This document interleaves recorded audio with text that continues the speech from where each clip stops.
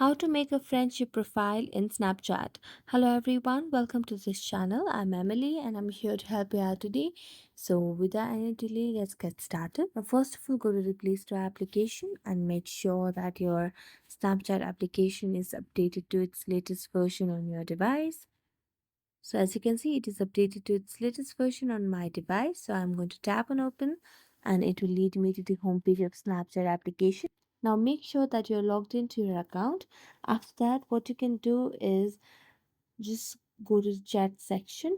So for you to be able to make a friendship profile in Snapchat, you must have a premium subscription to Snapchat Plus. It is a premium service, so you must be subscribing at Snapchat Plus application.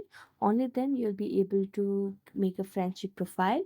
Now, even if you don't have a friendship profile, how you can make it or understand how to make it is you can tap on any profile that you want, then you can tap on the profile and then tap on three dotted lines and you can pin the person as a number one BFF.